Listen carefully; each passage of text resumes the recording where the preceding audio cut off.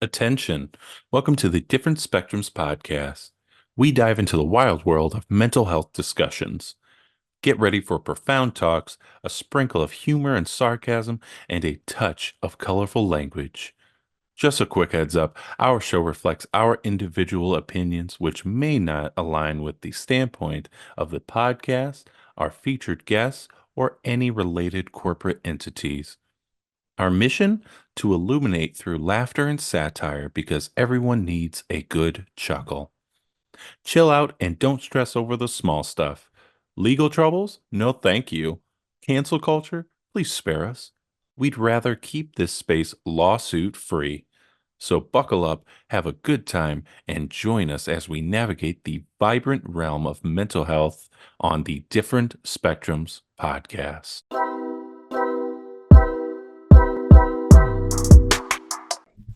Hey everybody, we back again. Hey, we're back. We're live. I'm your Spencer, your co-host, and that's of course our licensed clinical therapist, Naz. I think I'm growing some hair. I think it's coming back. I gave up a long time ago, Naz. You gave up? No, don't give up, man. You gotta keep fighting. There's no giving up. You're a pro athlete now. When it comes to the hair, I'm done. He's done. He don't gave up. He said, God is over. No more. So, you gotta know yourself. You gotta know yourself. Damn, I'm still fighting, boy. I tell you. Fighting the good fight. All right. So, as you can tell, we have a very special guest today. He is a Super Bowl champion, former NFL offensive lineman, a true leader on and off the field. Throughout his 16-season career, he was known for his dominance, resilience, leadership, also earning multiple Pro Bowl and All-Pro honors. And beyond football, he's also a passionate advocate for community impact and philanthropy, using his platform to inspire and support others. Please welcome the great Andrew Whitworth. Welcome to the show. Appreciate it, fellas. Appreciate it. Welcome. Yes. As you can tell, we are very excited to have you here. Like Na was saying in the pre-production, it's because not only are you somebody who's a bigger guy who can talk about like these more sensitive issues, but somebody, you know, who's also been at the pinnacle of sports. And it's amazing to have you. Yeah. I appreciate it, man. Thank you very much. I'm honored. I told Spence, I said, I'm gonna do my best not to fangirl, dog. I swear, man. Like, I'm getting hot over here, man. Got that Louisiana accent too. Oh my God. You're just like, oh my God. Man, chicken? Oh my God. I'm so fat. Okay. What are we talking about today, Spence? All right. So since you're somebody who has won the Super Bowl, you've played for over 16 seasons or just for 16 seasons. Like, I would love to know, what did it feel like winning a Super Bowl for you? Was it relief?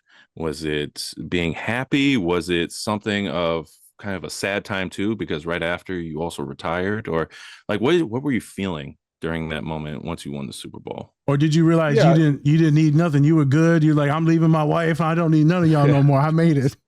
Joking. Yeah, it's it is a weird feeling because it's, especially for me, I think it's different when you watch guys come in the league and they get on a successful team and have a lot of success early and win a Super Bowl or something. The rest of their career, you're not really chasing that one game. Now it's kind of all about different things, and maybe you enjoyed it so much you keep pursuing it. But it's different to win it in that time or even in the middle of your career compared to at the very end. To be at the very end and know, like, going into those playoffs, I've pretty much decided this is it for me for playing in this game. So we have to win this game if I'm ever going to win one. For it to happen, it was like so much relief. Like, that's why, there's I hear all the time about, everywhere I go, the viral shot of me sitting down with my kids on the ground after the game, and I'm sharing with them, Dad's done, and now it's time to hang out with you guys and follow your passions and get a chance to coach you in some sports and different things you do in life.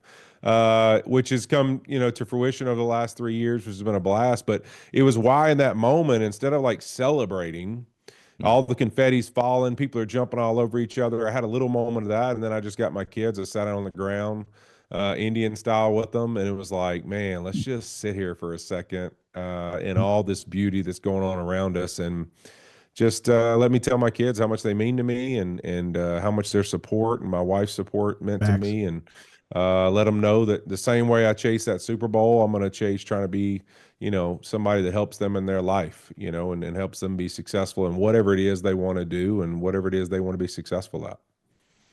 You ever practice any of that mindfulness stuff before? Right, that's a very mindful thing that you did to sit in that moment. Has that ever been A a lot. I spent a lot of my career doing that. I've always been somebody, even since I was a little kid, unfortunately, like, because you don't learn about a lot of that type stuff in school, no? and any kind of education on that.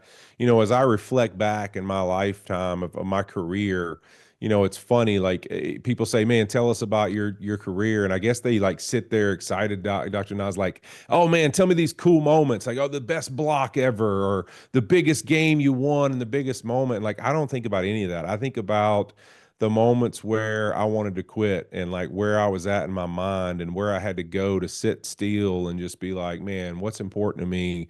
What does it mean to me? And then I think back to being a child, and like when people told me I couldn't do something, or when I was lonely, or when I felt like giving up, or I felt like life was empty, or like my life wasn't going to be anything. I think to all those dark spots of like where I had to like get in my mind and tell myself it's going to be okay, and reflect back in those moments and think, man, wow, that kid had no idea how cool this journey was going to be.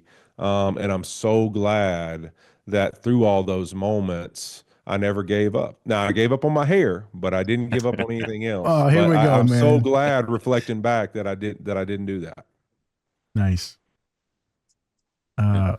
Spence, I got one more question because I Go like for to it. ask Do your this. thing, A man. lot of my legit athletes, right? They get championships, Olympic athletes, all these Big Ten honors. What they get. A lot of times we talk about this thing called this post Olympic or post Super Bowl letdown. Where like now you're like, what do I do with the rest of my life? That freaks out a lot of my college kids, a lot of my high school kids, because now it's like, what is my identity? Did any of that impact you? You're like, oh damn, what do I do now? Like, who am I? Did you I get any of that wouldn't who am I say vibe? I wouldn't say that losing football affected me in that way. Okay. Losing the locker room and the people, because I think that's what people don't Yeah. think about sometimes as athletes. And this isn't just go to sports. This is in any workplace. This is in any environment where you have a team or a group of people that you do life with. And, Facts. when we think of, natural disasters, when we think of things that go on in our world where we remove people from what is their normal everyday life and what they know, and as life as normalcy. When you remove yourself from a locker room, it's not just the players, it's the equipment managers that I grew, to be buddies with and friends with. And we spent time talking about life, whether it be nutritionists, the psychologists, the head trainers, athletic trainers, PTs, all those staff that work in the building, in the cafeteria, and everywhere else, like that you just form relationships and bonds with. If you're that kind of person and community and culture means something to you, that you go, man, all of a sudden I went from every day I see, I don't know, anywhere from 30 to 100 something people every day. I'm in a like walking around a building, to boom, I'm by myself and I'm sitting in my house with my wife, and like the kids go to school and she's doing her thing that she's always done. And I'm like, What wait, now? who am I? Or what do Yeah. I do? Or who are my friends? Or like, who do I know? And here's the tough part of the NFL. It's this huge multi-billion-dollar business. Guess what it does? That wheel keeps spinning, and it just keeps spinning without you in it. And that's the reality of it. And so, I would meet guys throughout my career that'd be retired, and I'd be like, man, why is this dude so sad? Or why is he talking about he struggled so much his first years out of the league? And you immediately go to the egotistical side of, oh man, they're professional athletes and they're not the guy anymore. But I don't think that's true. I think that's the mask that everybody puts on and says that that's what it's about, or that's the blame that we all from afar say, oh, it's just their ego. No, it's that this is what their world was for so long. Because to get to the NFL, you played in college. That's even more people that were involved every Mm-hmm. single day. In high school, even more people, all the parents, all the coaches, all the people involved in your daily life. And then boom, it's all over and it's all on you. And it's like, man, who are my friends? Who are the real people? Who are the people in my life that actually mean something to me? Like, have I worked on those relationships, or I've been too busy where, man, maybe I didn't pour into people who were, I call it all time or good time friends. Like, did Mm. I pour into those all time people in my life, the people who were always with me regardless? And did I keep some of those relationships? And now I'm sitting here going, man, how did I do this? And did I do it right? And so I think when you start to see that, you go through that time, and then you get through it. and you start to realize, all right, what's my new locker room of people, or what's my new daily life, and how am I forming relationships now that I'm outside of the building, and what do those things look like? And so I think that that's kind of been cool. It's like a new exploration of life, and what really means something to you, and what do you want to chase, and what relationships do you want to work on. And I think that's been the coolest part of being retired, is getting a little bit through that loneliness time and re-identifying yourself and trying to figure out, who am I and who do I want to be with football removed. Thanks. All right. That man can talk, boy. He got some words, don't he? He got them college words. He's on that Amazon, Thursday night Amazon football. Prime, y'all. Gotta be able to talk. Gotta be able to talk. What are the questions you got, Spence? Yeah, I would love to talk about, obviously you're talking about outside of football. You've been very open about giving back and supporting others. How important is really purpose after football, and how has it really helped you on your own mental well-being? Well, I think it's the most important. I got the opportunity when I retired, going to that Super Bowl week. Not only did I win the Super Bowl, but I won the Walter Payton Man of the Year on that Thursday night I'll before. talk about it. Which is, honestly one of the coolest honors ever in the world. But I got to, during the speech, tell a story about Derek Barnes, this kid who was at the Boys and Girls Club in Cincinnati, Ohio, that I met and formed a relationship with, and then never saw him again until 16 years later, my last season in the NFL. He's playing for the Detroit Lions, and I have no idea. He comes up and introduces himself to me and basically says, "Hey, Big Whit, you're not going to remember me. I'm Derek Barnes. Me and you were buddies when I was at the Boys and Girls Club in Cincinnati, Ohio, and you were a rookie in the NFL. I've waited for this moment and just hoped that you would play long enough. I made it here, and I just want to tell you I made it." And I told this emotional story about that. And, unfortunately, in those award ceremonies, you only have so many minutes. They're going to kick you off the stage and start playing the music, right? And I told that story, and every bit of it is true, and it's honest how I felt.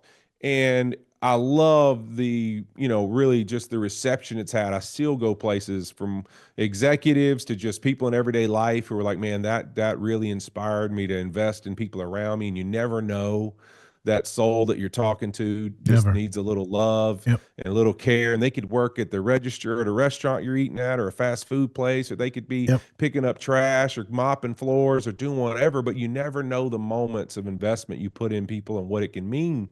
And unfortunately, though, I didn't get to finish that story, because I think a lot of people took it as, "Man, you never know. Big Whit made this massive impact in Derek Barnes's life."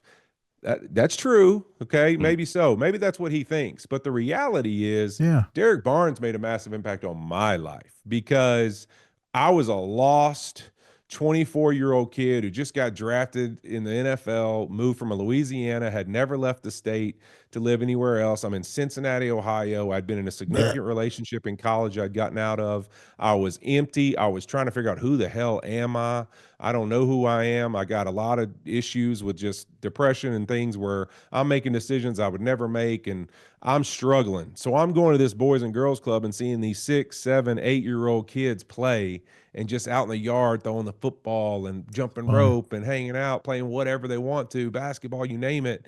And I'm like, "Man, wait, you know what? Life used to be this simple. Like, why can't I just sit over here and have some fun with these kids?" And that relationship led to, man, your last year in the NFL, getting to see this kid again, and he made it. Like, he made himself something. I didn't do anything to make him anything. Maybe in his mind I did. But the reality is, he gave me an inspiration to realize, what makes me feel good? When I'm not just thinking about me, and I'm thinking about people sitting across from me, and I'm thinking about the relationships I've formed with people and serving people. And so that's really what led me to become somebody who, that's what it meant to me. It meant to me to go sit in front of people and go, "You know what? I'm a flawed, broken human too. We all are. We all got mistakes. We all Facts. got failures. We've all got these things we wish we did better. But man, do we operate better when we just let each other be vulnerable to one another with what we are, exactly who we are, and then keep searching for a better version of ourselves and encouraging each other to do so from the other side." And I think, to me, that's really what philanthropy really is about. People make it about a lot of other things, but to me, it's about serve. And how can I meet people? Not can I give you something I have, but how do I meet you with something you need? Like that's is it a love? Is it a hug? Is it a moment of just sitting there and listening to you? And maybe I don't need to say a word. I just need to let you go. What does it look like? What does that investment look like? It could be so many different things, but service is service. And so to me, it's just that's how I've always approached it. It's not about creating some massive charity. It's not about creating some massive amount of money I give to something. It's about, man, what does this situation need me to be in it?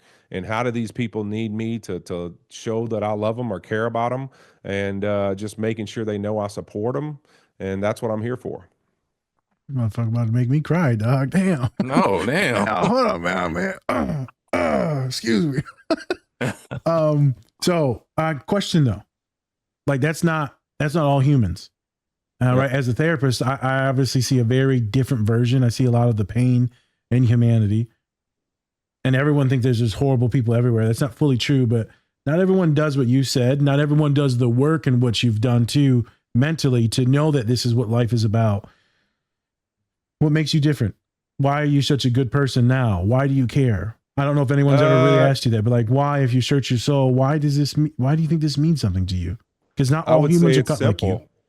I would say it's simple in the sense of I had a lot of dark times and thoughts from the time I was, old enough to really realize anything about the world, whether that's 12, 13, 14, you name it. Okay. And I had to battle with not believing in myself, thinking sometimes that like I was never going to make it out of where I was. And I never was comfortable in my own skin for a really long time.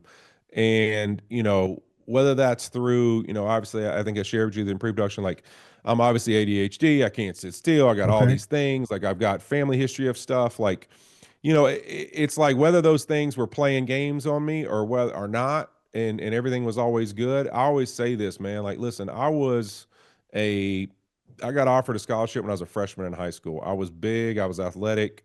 I was a All-American in high school. I played in the SEC. All these type things. I won a state championship in high school 3 different times. I won a national championship in college. I won a Super Bowl in the NFL. Great. You can have all of that. That doesn't mean life's perfect and peachy. There was a lot of demons. There was a lot of things I fought every day that I didn't believe in myself, and I didn't think I deserved any of it. And most things in life in general, that's just my general approach is I don't think I deserve any of it. And so you say you're different. I say I'm a project that over time has learned to, I guess the best word to say it is love himself a little bit more than he used to, and or realize that life's not easy and you're not going to be perfect, and you got to learn to forgive yourself, but you also got to learn to be vulnerable and allow people to get in there and see who you are, and be okay with that. I had a foundation for a while when I first got in the league where we would do high school scholarships. And one of the greatest lessons I ever learned, Doc, was this young lady came in who had lost her mom at a young age. She was like in junior high, I believe, or freshman in high school, and had begun to cut herself. Yep. And she was struggling. And she had turned her life around, and she's sitting here as a senior in high school. My wife and I were giving out scholarships to help kids go to college. And so we would do these. I want to do these like board style things where it's just kind of our board and these kids, and we just want to hear their dreams and come sit down one on one, tell us what they want to do. And then we want to tell you that we're going to help you and support you however we can. And so she sits in front of us, and we're like, man, what was the big change? What was it? And she says, when I finally got to a point in life where I realized that maybe that pretty little blonde haired girl over there's worst day in life is her hair didn't fix right. And maybe my worst day in life is my mom died before I ever got a chance to go to prom or homecoming or anything else. But the reality is, her worst day is the only thing she knows, and my Mhm. worst day is the only thing I know. And I can't judge people off of the fact that maybe their best is their best and their worst is their worst, and mine looks different than that. But that's all they know. And if I can get okay with that and stop comparing myself, we say comparison's the thief of all joy, but stop comparing myself to her and doing all these comparisons with everybody in my class, and just start to be okay with how do I be at my best on my best, and at my worst, how do I give myself a chance to get out of that?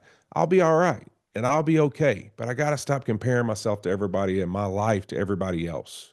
And I thought it was the most profound thing I'd ever heard a 17-year-old girl say in my life. And I literally walked away from it like, man, I have got to get better. You don't have it that bad. Yes, you've been through some stuff, but you got to keep improving. And so that's what I always say, man. It's reset the pieces every single morning and keep chasing. Yeah, keep chasing a better version of who I can be. And I truly believe in that. And it doesn't mean I'm a finished product, and it doesn't mean I Mhm. figured life out. There's a lot of work to be done. There's still going to be mistakes I'm going to make. But I just come from a place of, you know what? Be curious, don't judge, and keep chasing. I like that. Be curious, don't judge, keep chasing. Boy, you sound like a little therapist. I see you. Okay. I got a lot of that in me. I will tell you that. I enjoy it. Okay. I always say like that's why I always say investment in people. Like a lot of people make it like it means money and it means like actually serving them and washing their feet or something. But the truth is, man, like sometimes just sitting and listen to somebody, like let people spiel is like the greatest investment you could ever give them. Like just let them get it out, and let them vent. And it doesn't mean you have to have some correct answer. I think sometimes we always say that. Like I tell that when it comes to philanthropy, like when I was at Ram, we had the fires in 2018, and we had a shooting out here in this area at a local bar, and I would always tell the young guys, man, listen, you waste your time looking for the perfect thing to say or do. Just act. Like just do something. If to you that means going and sitting at the hospital and just hugging people that are there, do it. If to you that means writing a check for something to help support, do it. If to you that means being vocal and advocating for like how we need to change policies or do things, do it. Like don't think that you have to come up with the perfect solution. Just do whatever it is your heart tells you to do and trust that that's good enough. And like you'll be okay. Like you're never going to regret doing something for somebody else when you feel called to. Like if you feel called to serve somebody, you're never going to regret serving because you're going to get something out of it one way or another. I'm gonna ask Spencer has a question. I'm about to go run through a raw real quick. That's I got it. We got an Instagram clip right there, and that's Yep. about to hype everybody up. So 100%. Yep. I'm on fire. What you got, Spence? yeah. So with the NFL draft coming up Yep. April 24th, I would love to know what is your advice, not just on the field, but off the field for these young athletes coming into the league, for somebody who has worked their way up, not only doing it for 16 seasons, but also winning the Super Bowl? Like, what is it? What's some advice for these new athletes coming into the NFL do you have for them? Yeah, I think the biggest thing to me is enjoy the moment. Like if you get drafted, you know what, cherish that because there's going to be a group of guys right after that draft that won't get drafted that aren't going to have the same mentality. I tell my kids this all the time. Like, listen, you know what, both good and bad. Like because of my career and the things you've gotten a chance to be a part of, you've gotten to have some really cool experiences. But guess what? There's a lot of other kids out there that haven't, and they're going to be hungrier. They're going to be built with more grit than you. They're going to be tougher than you, and they'll have been through things that you never could have imagined to have gone through. Your everyday life is not what they've experienced. So you have got to continue to find ways to challenge yourself. And why I say that is these draft picks, this ain't the end of the road. Because there's a whole group of undrafted kids, we see it every year, who end up making a team. They become Pro Bowlers, become everything else. Because why? They're built with I got rejected, Yep. and they are given the medicine to go chase, Yep. and they're going to go prove everybody wrong. When you're drafted, take that moment to thank the people in your life around you. Take that moment to get it out during that weekend or whatever of everybody you're appreciative of that got you to be there, and then let's freaking go. Go. Because what this really means is you've been blessed with an opportunity. And what are you going to do with that opportunity? Like, what are you going to do with the shot you've been given? Every day matters. And so to me, for those draft picks, it's that. I had, luckily enough for me, like I shared earlier, my rookie year meeting Derek Barnes, when I got drafted, I was a lost puppy. There's no doubt about it. I mean, I was struggling. My rookie year was a disaster. But the one thing that helped me the most is, and it was a horrible situation to go through, is 2 weeks after I was drafted, my best friend in life and one of my college roommates who ended up leaving school to go join the Navy was killed in action Damn. in Iraq. And so I'm sitting there at my rookie night and I get a phone call and it's like, hey man, have you heard? And I'm like, what's up? And it's like, Lee died. And I'm like, wait, hold on, what? So for me, it's like there was a lot of things that happened to me in that first year that gave me an opportunity to sit back and go like, man, listen, I got a best friend who basically, yeah, his service is one of the reasons I get the opportunity to do what I do. One of the reasons I get the opportunity to be safe in this country and Yep. sit in this country and feel like I get it to go chase whatever business opportunity in life I want for football. And football happens to be me, is that I'm going to play football. Um, I get this opportunity because of what he went through and sacrificed. And so, every freaking game of my entire career, if you find a shot of me, you can see water in my eyes. And it's not the national anthem and the flag. I'm not saying, obviously that's great. I love the American Yeah. flag. I love the national anthem, all Oh, those yeah. things. But the reality was, it's What it means. about, man, I'm standing on these 10 toes, and I'm getting an opportunity to go do something I love to do. And a brother of mine lost his life serving to protect that exact thing for me. And I will never take that for granted. And so that gave me that inspiration. And I think those guys have to find that. You've been chasing this moment, you've been drafted. Was that all you really wanted, or did you really want this opportunity to go do something different and to go chase something you never thought you could ever do? Because for me, it was, man, I'm going to make life different for my family and for everybody around me, and take advantage of this opportunity in every way possible. It sounds like a lot of weight, a lot of pressure, young man. It Well, you're a big was. boy, but I assume you can lift it because you're a big boy now. But still, emotionally, that's heavy. Well, listen, I don't care how big and strong you are. Emotional and mental health is something you're never prepared for unless you continue to do the work. So, you got to continue to work at it and pour yourself out there. And, as I always say, just keep finding those things, whether it's meditating, whether it's, going and talking to somebody, finding you a group. Like I've got a couple guys, just, we're in a tight group where it's just, hey, man, when there's those dark days that maybe we acted in a way or said in a way or had thoughts that we shouldn't have about just life or where we're at or any of those things, we just, hey man, shoot a text, like, You and then good? we all kind of get together and love on each other a little bit, and so you got to find those groups, man, and you got to find ways to kind of find what gets you through, and also be accountable to people around you you trust. Spencer, I got a question. Yeah. So, right, this podcast is a mental health podcast, movies, shows, Yep. but we get really into the specific scenes to help out neurodivergent people that have a hard time identifying emotions. And so a lot of us learn through a movie. We learn like, oh, that's what I feel. And then you can talk to your therapist about it. So with you, you've talked about some emotions multiple times now. Are you an emotional guy? Because Oh, massive, big massively because you said, emotional. you cry? You're a man admitting on a microphone now. You don't cry. Oh yeah, I listen.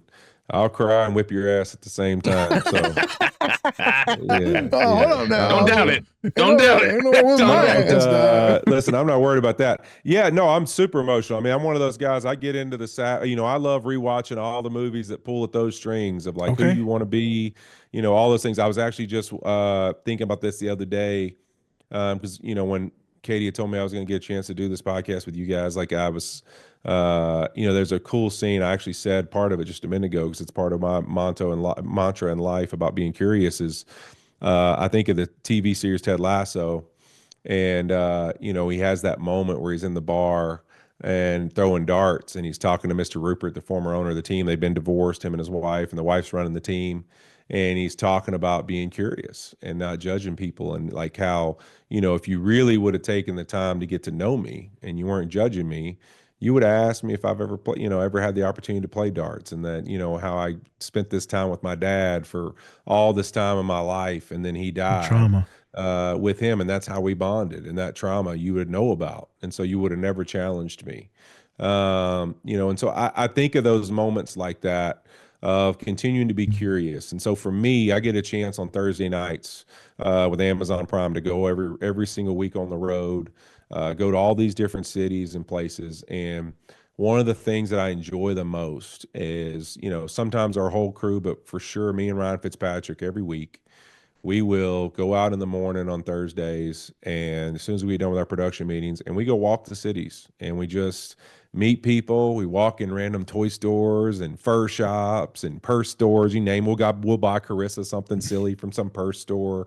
Like, we just go in the community and we just walk around and say hey to people and just get to know people. And we've had epic moments like in Green Bay. We went in a fur shop, a ladies' fur shop, and this she had to have been 70, 80-year-old lady explained to us how they take rabbit fur off of rabbits, and she was making the noises and like doing the whole deal. And we're both looking around like, are we on candid camera right now? Because No, this that's is it. unbelievable. Yeah. But it's like real moments. And then we went in the fish market in Seattle. We're messing around with people there at the market, buying stuff for our girls. Like we just try to go in the cities and be curious to what that city's about and who the people are, and just kind of see if we can, make some relationships or friends over the years when we get a chance to come back that will always have a special place. And so to me, it's like life is a lot about that, man. Like you spending your time judging people, or you spending your time being curious to who they are and why they tick the way they do. And I think you'll find that you'll form a lot better relationships and have a lot better understanding in general of people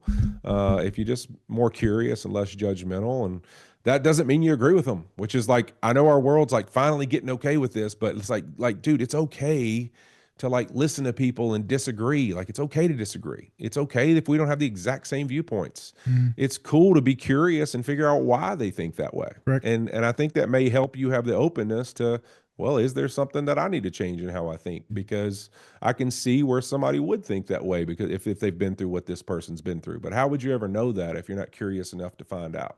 Correct. Go ahead, Spence. Yeah. I find it just so interesting. Like, yeah, it's just taking the time to just go out and just talk to people. Sometimes that's the easiest Isn't thing it you can wild? do. Like that's hard to do. Like a lot of people don't want to do that, right? But True. it's like not only that, it's like people who want more friends or want more deep relationships will also sometimes be the same people who are like, I ain't going out there and talking to nobody. You're like, wait, hold on. Let me help you out with this. So if you want to form some relationships, you will have to go out there and actually talk to people. You realize that, right? Yeah. But it's just funny. That's how life is, right? We sometimes we're our own worst enemies, and we spin in circles, and so for me, it's like continuing to read about things like that, and continuing to challenge myself to read books that maybe are about things that I don't necessarily believe in, but I like to educate myself in, and I want to understand. Like I've been recently, reading a lot about the different generations of people, and like why we're all different from each other, and the eras we grew up in, and why now when you talk about young kids right now, right? Like think about this. I thought this was so cool, like perspective of young kids now. When we say, oh, this generation's so different. This is one of the first generations that's ever not needed the mentors and the older people, because the technology that we have today, they know how to work better than we do. So Correct. they don't Mm. need to come to us and go, how do I nail this thing in this piece of wood over here? How do I work a screwdriver? Or how do I do this? No, they can show us how to work the phone and work the technology and work the True. iPad and everything else. Like, so now we live in a world where this young person doesn't have to come to me for information. They can get all the information they want themselves as soon as they can pick up that iPad or phone or whatever and use their fingers to mess around on it. So now I have to prove as an elder what my worth is to them. Mm-hmm. That we now live in that world. Not anymore is it like, oh man, tell me how to do this, tell me how to pay a bill, tell me how to do that. No, they can do all that on their own. They can figure it all out themselves with YouTube, with everything else. Now you got to prove what your worth is to them as young people. So if you're leading young people and you want to be in a leadership position, you've got to keep in mind that it's not about that they need you anymore. Now it's about like, man, I got to show them why they would need me for them to Mm. ever understand me more, which is just a totally different world than we've ever lived in. Oh, true. And a lot of the clients that come to me is they can find connection on the internet, and within COVID messing Yep. stuff up. A lot of them are super young. They're lost in the internet comparison, horrible things about the internet. But it's what they come to me is they're looking for like love and validation, someone to listen to them, someone just to be like, hey man, you're doing this. A lot of them just look for mentorship, coaching, because the parents couldn't show up in certain ways because maybe they didn't know how to because of the trauma from their parents. So there's still a lot of like mentorship looking for, but it's not normally always teaching things now. It's about looking for like compassion, vulnerability. Like a lot of men struggle with this with their fathers because they didn't get that from the greatest generation. That's a different vibe. But nowadays we're privileged enough to be like chill on some things. And that's another reason why it's really cool to have in your podcast. You done said you cried, you done talked about ADHD, and you read. You would be getting your ass kicked and bullied if we was in elementary and you said those three You're things right. now. You're right. You would. And so now I love that love and mentorship looks a lot different than what it used to be. You're right. Yeah. And I think a lot of dads, I work with a lot of dads now, couples therapy, and like, dude, I don't know what to do with my kids. I said, just literally sit on the floor. Yeah. Your daughter likes to draw. Sit down on the floor and draw. I don't know how to draw. Fuck, I don't know how to draw. Yeah. But your daughter's going to love it if you do it. And then your wife's going to be super proud and attracted to you. It's going to change a lot of things. A lot of people have forgotten how to connect.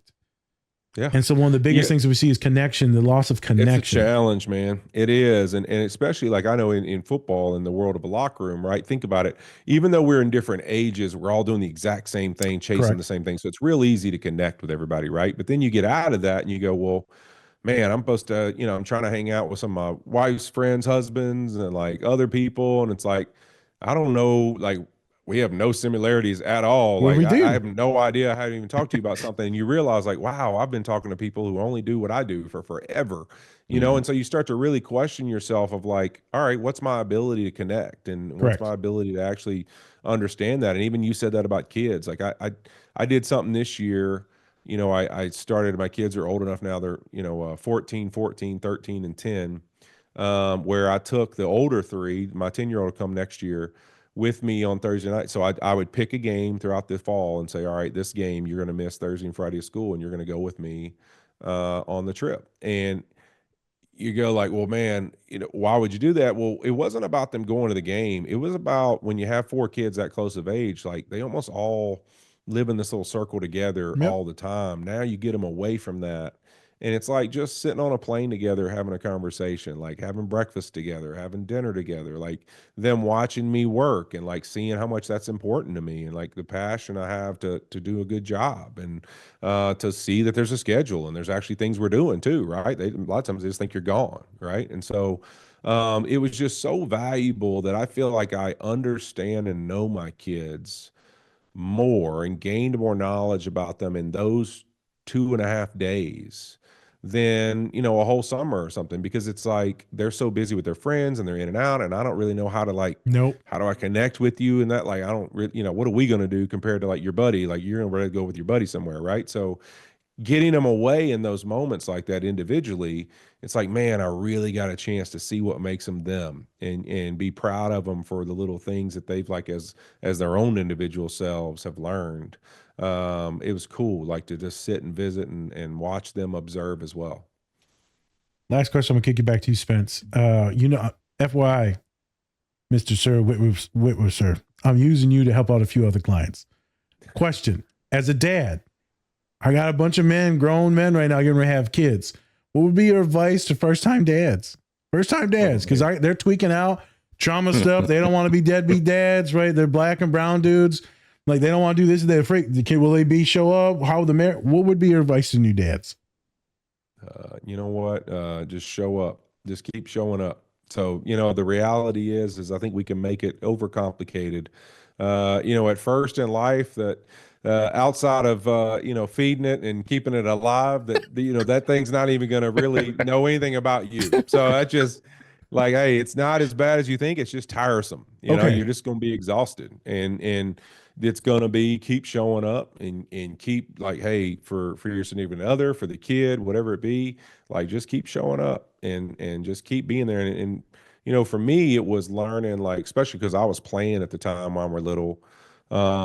Man, you know what? Like, can I just get on the couch with them and just be still? Like, let's just be still and let's sit together and you know what? And let that be something where when they know they're with me, they feel like they're safe and that we're going to spend quality time together. And can I just make them feel that way? Can I just make them feel safe, supported, and that I'm always going to show up for them? And outside of that, I think the relationship will grow and blossom to what it's supposed to be from there. And you think of any great relationship, you continue to show up, you continue to say, hey, you know what, there's going to be good and bad days. I don't care what it is.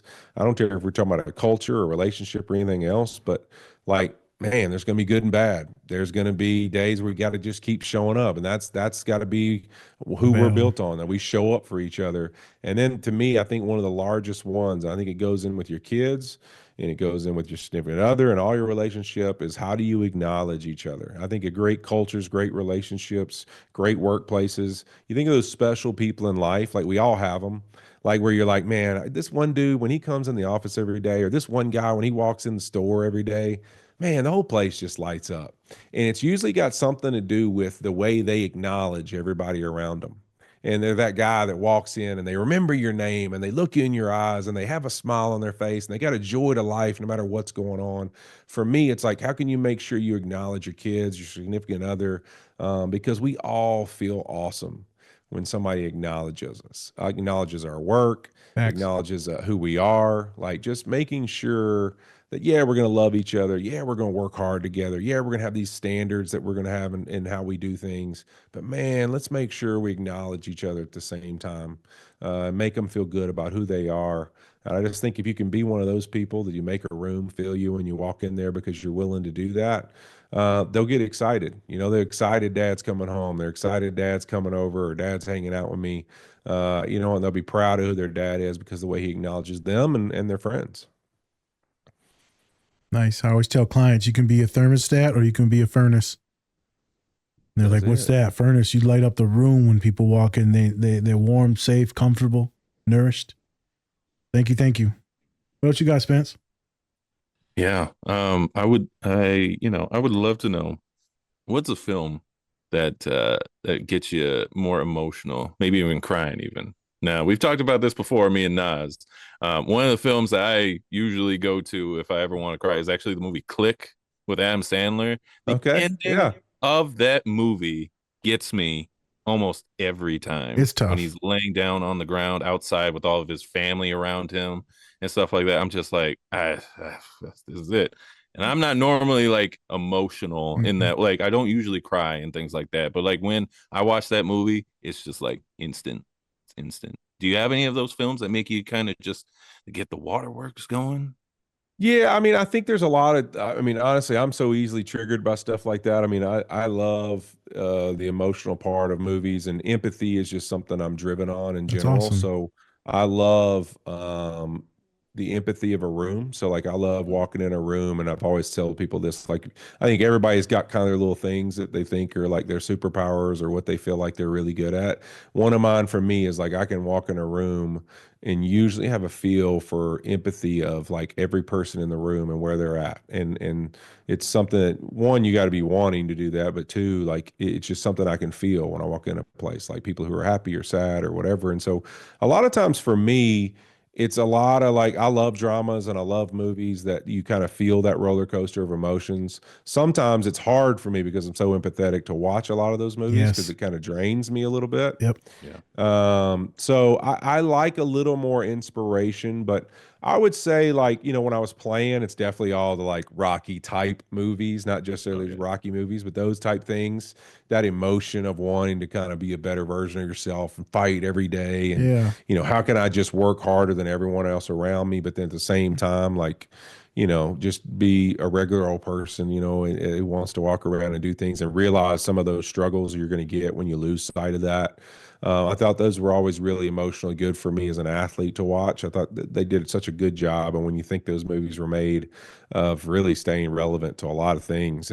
But I think for me, how I'm really driven, it would be Remember the Titans probably the Okay. most is one that I love to watch and think about because to me, my biggest pain in life is when we allow zip codes, economic things, skin All colors, of it. barriers that aren't real to allow us to be separated on things. Like, yes, we are all different people from our different backgrounds, but when we allow barriers that, we shouldn't, and they shouldn't be walls that we put up, and there shouldn't be reasons that we're divided to get in the way of the beauty of how awesome it can be when we just meet each other with our differences and love one another for how we're different and how we're alike.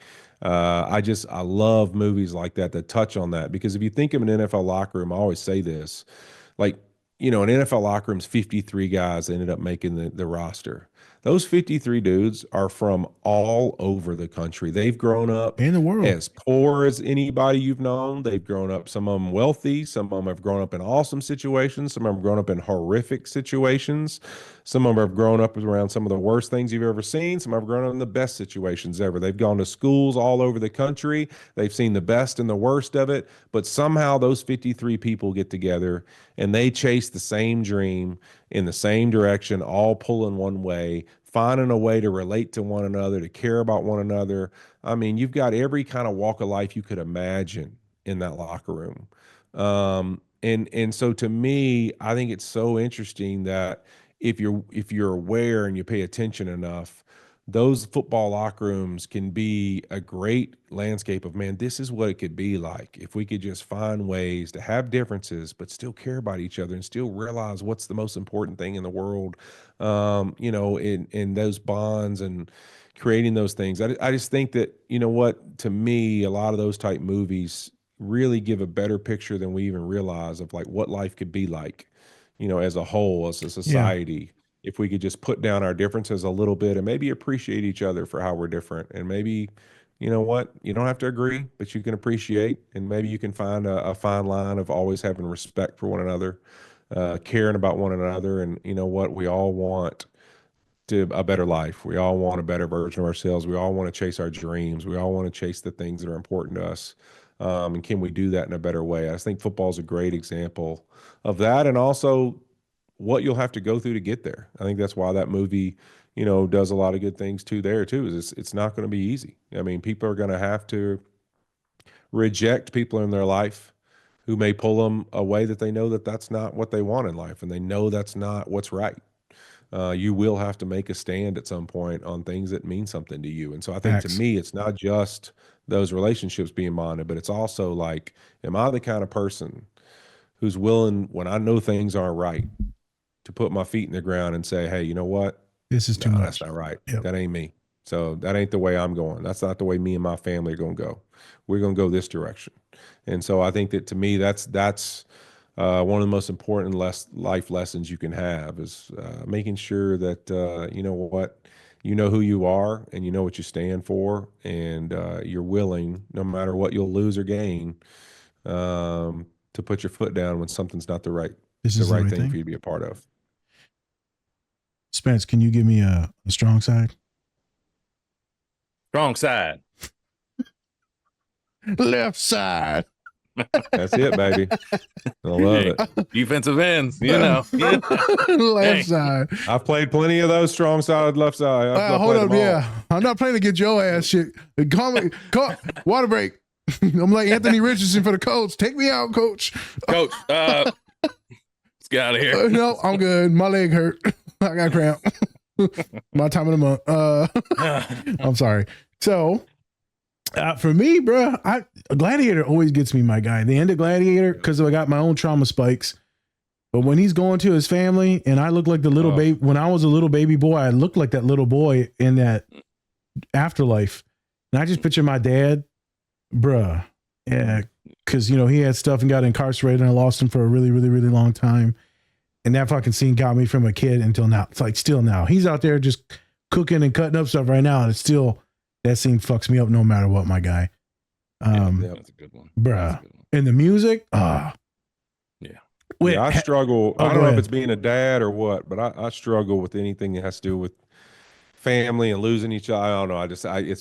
It's tough, man. Whew. I got to ask you something. So I don't want you to watch this if you haven't watched it, but I want you to watch it. Have you seen the movie The Iron Claw yet? I have not. Bruh. Yeah. That might be the most depressing movie, true story I've ever seen in my entire life. I think if one day I would like to challenge you to watch it, and then maybe you'll speak to some other people about, because of you've had some loss in your life. I want you to be with like people that you love. But true story of some wrestlers that were in professional wrestling, coming out of Texas, and just horrible events of many of them taking their own lives, kid after kid after kid. Yep. And a magnificent true story at the end there when this dude takes care of the whole family, puts him on his back. It's just gut wrenching. Zac Efron's the main guy, a couple other really awesome actors. And someone challenged me to watch it because I don't watch stuff like I only watch comedies.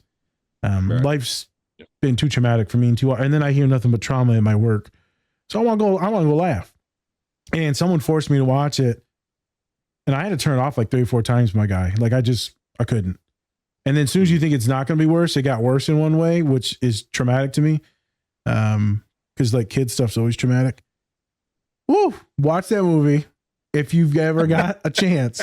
You're really painting a great picture for it. I don't know how they didn't win any awards because that was traumatic, but it's traumatic, my guy. Yeah, I've never felt. I mean, when Efron cries in that movie, my guy, Jesus, it is what it is. I wanted to tell you if you haven't seen that, watch that. I think that'll change some things. I think because you're an empath.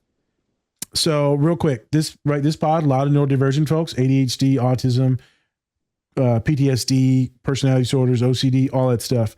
Some of us have big emotions. That's why I like you talking about it today, because I'm trying to normalize this for all of our listeners and a lot of my athletes, is that you can be emotional and still be awesome. You can be emotional and be strong. You can cry or be well-read and still be a badass and like super masculine. There's no femininity is not crying. Masculinity is not, it's just people conflate so much stuff. And so a lot of people that listen to this might be like me, where they're very emotional and they'll be called either crazy, sensitive, a woman, bunch of horrible derogatory things about that. And it's really tough for a lot of autistics to regulate their emotions. And some of us would have what we call high mirroring neurons. So you actually would fall under that, high mirroring neurons, because you said you're an empath that can read that room. Some of us have these neurons in a different place where you can, within milliseconds, see people's facial twitches, micro expressions, tone of voice, and you can pick up those feelings almost instantly. So you have much, much more empathy, but it's also because your brain's wired a smidge different. I never knew that. Then my boss told me, this is what you have. This is why you break down so much. I was like, thank God. I thought it was fucking crazy. And I remember the first time that I thought it was crazy, and I said this on the pod with Spence multiple times. So I was watching this movie called The Soloist. This would be the hardest movie for ever to watch. Jamie Foxx, Robert Downey Jr. Yeah.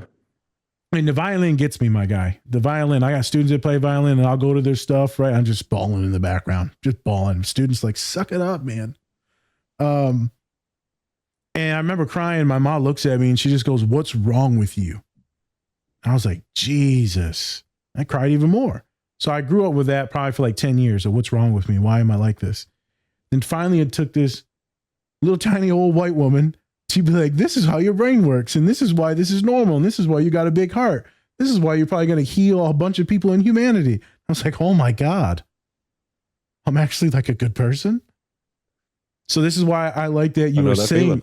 You know that feeling. That's why I'm asking you. So it's tough to be an empath, especially these days when you see any day, any eon, there's always people getting hurt and murdered. And how do you deal with being an empath, man? There's just so much pain in the world. And a lot of my clients have trouble blocking it out and sometimes focusing just on their little family and their microcosm. How do you deal with being an empath? Yeah, my wife is not one of those type empathic people, and so she's more of a, she grew up in journalism and investigative journalism stuff, so you kind of have to be like numb to a lot of that type stuff, and so she cares about it, but it's like numb to the empathy part of it, right? And so the feeling. She's more wanting to get the answers those people deserve, and like that's her way of feeling, right? And so she'll want to watch these investigative shows about people getting killed and whatever. And like, I can't do it. I'm like, babe, if I watch this, I won't sleep for 3 days. I'm gonna be so sad. I can't watch this. Like, I'll never go to sleep. I'll just sit here and think about it for hours on it, and so it's so funny. Like she watches the news like all day, every day. She wants to know every single thing that's going on in the world today. Yep. And she's not like somebody who's driven on the political agendas of it. She just wants to know, what happened in this city and what happened in this place. And she wants to understand. And then maybe that may intrigue her to go read about what's going on in this place, and so that's her way of kind of keeping up with the world. Whereas me, I'm like, dude, I don't want to see any of that stuff, because if I see that, I'm going to get distracted on what I was going to do today, because now my empathy is like stuck over here in Philadelphia for the rest of the day and I'm in Los Angeles, like that's how like intrigued I can get emotionally into it.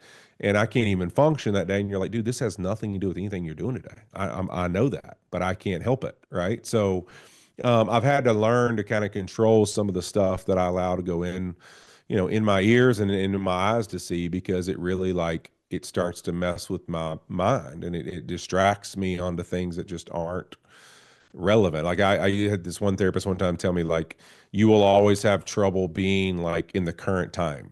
Like you will always be either way back behind, like 8 hours behind, or you'll be 8 hours ahead, because you clocking into the current moment of time is really hard to do because you're either thinking about something that happened to somebody or about something that's coming.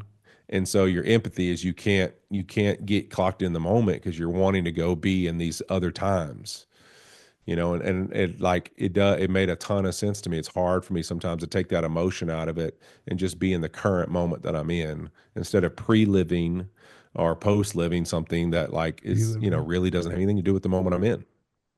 That ADHD with you is a son of a gun. It's a gift in many ways. It's also very disabling for many folks because It your is. mind looks at these things and it's terrifying, but it latches on to terrifying because it's satiating for your mind. And it's not even a choice. Your mind just goes to it. And so I had a client, Thursdays are my best day, FYI, Spence, you don't even know this. I have group therapy with some of the top scientists in the world that are all going through shit. And it's all folks of color and neurodivergent folks. And I fucking love it because there's not many black and brown folks in grad school, but I get super fucking juiced on Thursdays, man. So this is great. I'm talking to you on a Thursday. I'm not going to sleep tonight. I'm going to let you know that right now.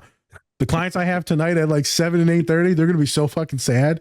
I'm just going to be smiling. They're like, "Are you high?" I'm like, "I'm so high right now." Hey, Andrew Whitworth, it gets you there. It gets you there, boy. I'm so high right now. But that ADHD and that deep empathy is a thing. So I do want to nail you down on something though. How do you, sir, ground back into today? Is it breathing? Is it just focusing on how do you focus? Like, hey man, all right, let me reset. Let me go just take care of this one thing at a time. Like, how do you do it either physically or mentally? Just bring it back to right now.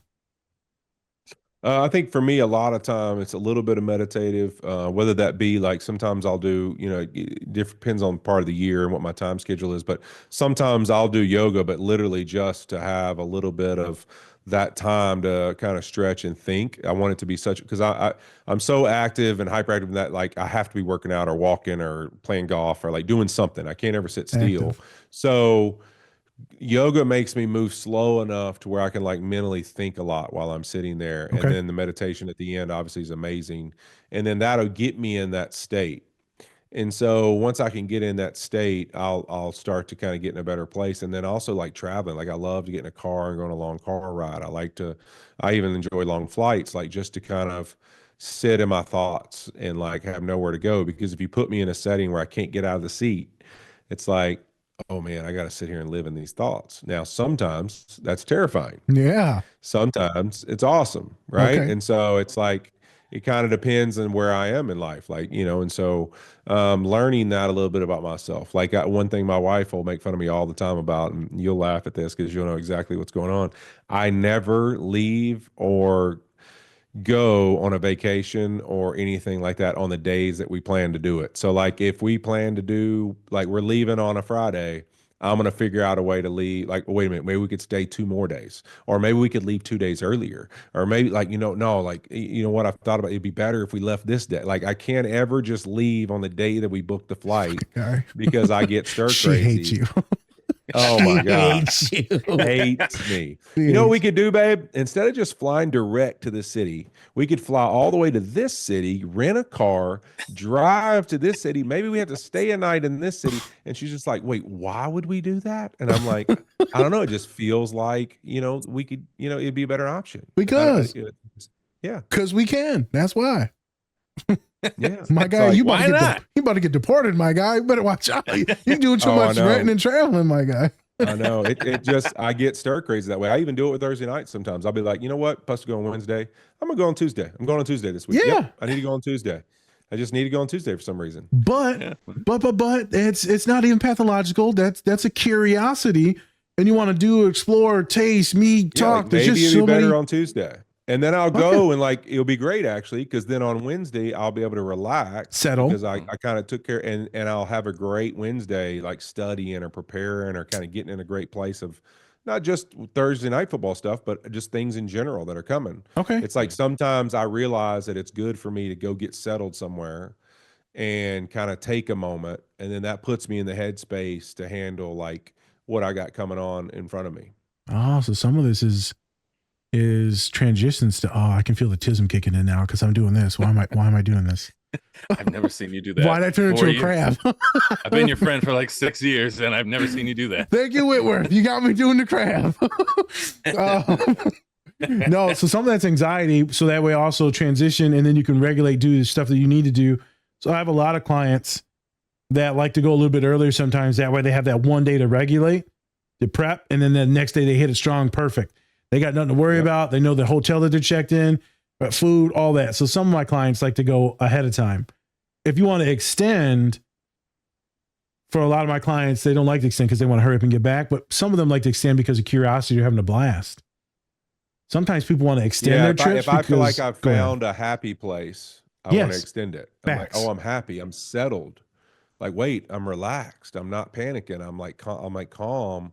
I want to stay 2 more days. Like, it's like, oh, maybe we could stay longer. Yep. And it's like, that it's just purely, I just like where I'm at. Like I'm actually settled for a Content. second. Yeah. And it's like, a lot of people got that, man. So a lot of my clients right now, if you don't know, it's like spring break everywhere in America, right? So everyone's leaving. And so a lot of folks will leave. And then when students come back, man, them first 2 days, they're tweaking. And they're like, why am I tweaking? Like, it's because you're anxious because you got homework to do. This place has been traumatic as hell. Like, you got all your sports to do now. You got your lifts to do now. It's just a lot. And so that place is cool, college, but also it's a lot. And it's really hard to people sometimes. So folks with ADHD, they're like, oh, no, man, I don't want to do this. Like, I just want to prolong this. But eventually you have to come back to reality. For a lot of folks, it's terrifying.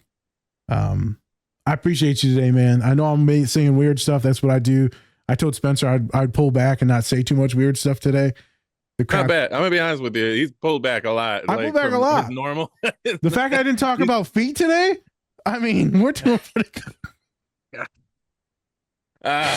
Anyways, Whitworth is like, Jesus Christ, transition off of this. Anyways, just want to thank you so much, Andrew. Yeah, for appreciate coming you on. guys. Anything you want to say for our listeners? I also want to say, like, hey, if you ever want to come back on, also, if you want to talk about Remember the Titans, we can grab some clips. Oh my God, can you imagine that? Talk about that would be amazing. Yeah. But just anything you want to say to like any of our listeners, even like they're neurodivergent, ADHD, like anything you want to tell them, just kind of last words. Yeah, most of the folks. No, just hey, listen. Life is a journey, man. Like I said earlier, I keep saying reset the pieces, but because I read about this young girl who was a chess master, and she used to say the greatest thing she ever did is every day she woke up and reset the pieces and kept chasing a way to solve the riddle. And it's like, to me, that's what life is, man. It's a big old puzzle, and we all tick differently, and different things get us going. And I think that if you just keep saying, hey, listen, you know what, we talk about diets, we talk about lifestyles, all these things. People, why do so many people give up, and why do some people quit? It's because they make a mistake and they go, oh man, it's not my diet anymore. But the reality is all those things are actually lifestyle choices. It's actually like man, if this is who you want to be for the rest of your life, then that's the way to successfully make those decisions. And mental health's no different. Like, how do I find what puts me in my best place, and so that the people around me get the best version of me, and I'm happy and content with who I am? Like, you got to be willing to just keep resetting the pieces. You're going to make mistakes. You're going to mess up. You're going to have bad days. The next morning, forgive yourself for it, and let's keep moving. Like, let's just keep going. Keep putting one foot in front of the other in your journey to find that mental health space that you're safe, and you feel supported, and you feel loved, and you feel happy with who you are. And it may take a long road, but you got to be willing every day to keep making that choice to show up, be curious, and just keep chasing whoever that is and however you're going to get there. And be okay with the mistakes, the bumps. They're just a part of the journey. I mean, they're part of the road. There's going to be rocks every step. That's okay. There's going to be moments where it's going to be nice, pure, soft sand. And then all of a sudden you're going to step on a big old rock, and you got to be willing to reset the pieces and get back to chasing that soft sand again. And so I think, to me, it's just, man, be yourself, chase the best version of you, and give yourself a break. You know what? Find a way to forgive yourself, and just believe that if you keep chasing it every day and waking up to choose love and live and learn, you're going to be happy. I'm going to play that for a client I had today, Spence. They said, I don't ever want to be depressed like I was before I met you. And I said, kid, you probably will one day. And they damn near started crying because they don't want to go back to that scary place. I said, but you'll be prepared. You'll be ready. It won't be as long, won't be as bad. And I'll be around. I said, and then they laughed at this. Unless my big ass has a heart attack, I'm going to be around. So I got you, girl. So, folks, thank you for what you said. Remember, grace. Grant yourself some grace, patience. All the grace. You got to just have this type of self-compassion afterwards. The world is already going to be horrible. Don't do it to yourself. Please don't do it. Much appreciation for you coming on the pod. I'm telling you, you know this, maybe you don't know this, but this will save some lives today. Whenever me and Spence do a podcast, whenever I sit in front of students, I save lives. I much appreciate you doing this. It's going to help a lot of folks. Much love, much appreciation, brother. Hey, thank y'all so much. Appreciate you. Yes. And before we go, just want to say shout out to your assistant, Katie. She helped get this all to happen, get the ball rolling and everything like that. So just shout out to her and all that she does, because got to give a shout out to the people that do it too. She's Katie's awesome. the best. She just had her birthday this week too. What? So. Happy birthday, Katie. Happy birthday. We're going to send her something, Spence. Get her address. We're going to send her something for hooking us up. Okay. I don't know what we're going to send. We're going to send her some stickers or something. I ain't know. I got something. Anyway, I'm Spencer. That's Nas. Different Spectrums Podcast. All right, everyone. Much love. And remember, take care of yourselves. Or don't. It's completely up to you. Peace.